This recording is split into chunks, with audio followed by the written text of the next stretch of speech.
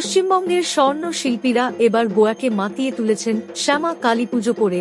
মেদিনীপুর জেলার ঘাটাল, দাসপুর ও আরও গ্রামের স্বর্ণ শিল্পীরা গোয়া মাপসা স্বর্ণশিল্পীদের উদ্যোগে আয়োজিত শ্যামা কালী পুজো কমিটি শুধু পুজোই করেন না, সঙ্গে নানান মানবিক ও সামাজিক কর্মকাণ্ডেও যুক্ত থাকেন। কখনো দুস্থ মানুষের পাশে দাঁড়ানো, আবার কখনো পরিযায়ী শ্রমিকদের বিপদের সময় সহায়তার হাত বাড়িয়ে দেওয়া, সব সময় পাশে থাকেন এই গোয়া মাপসা মার্কেটের বাঙালি স্বর্ণ শিল্পীরা। এবছর গোয়া মাপসা শ্যামা কালী পুজো কমিটি তাদের পুজোর 10ম বর্ষে পদার্পণ করেছে।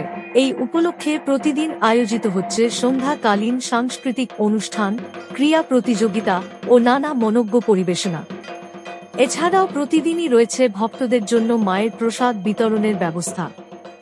জানা গেছে এবারের পুজোর বাজেট প্রায় 10 লক্ষ টাকারও বেশি। সেই পূজা মণ্ডপে উপস্থিত আছেন আমাদের প্রতিনিধি সঞ্জয় পাত্র।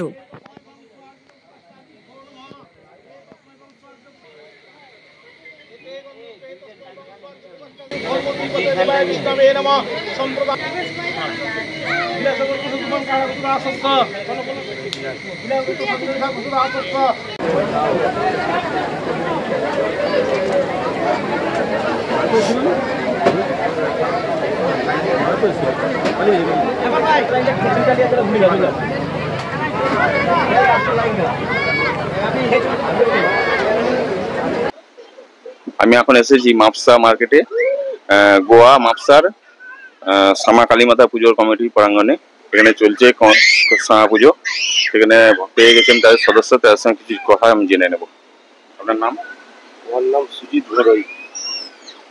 পুজো কতদিন ধরে চলছে? পুজো 10 বছর প্লাস। পুজো কি স্বর্ণকারী সবাই? সব স্বর্ণকার, স্বর্ণ শিল্প আছে, আদার আছে, সবাই মিলে, মানে মাপসা বাঙালি সবাই মিলেই করি।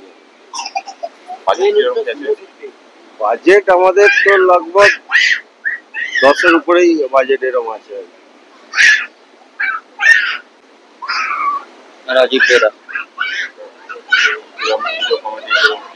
পুজো কমিটি আমাদের ভালোই পরিচালনা করে, সবাই মিলেই। লোক প্রায় 1000 খানেক লোক থাকে। প্রায় আমাদের সবার দ্বারা পুজো ভালো করে পরিচালিত করা হয়।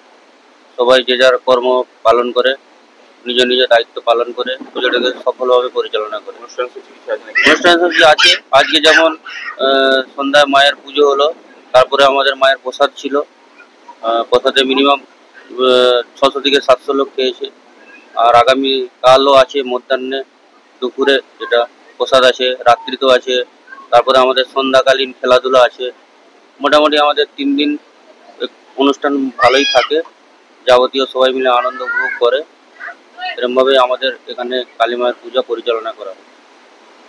আপনারা হচ্ছে STSP news Bangla, Indian news Kolkata, সরাসরি গোয়া থেকে।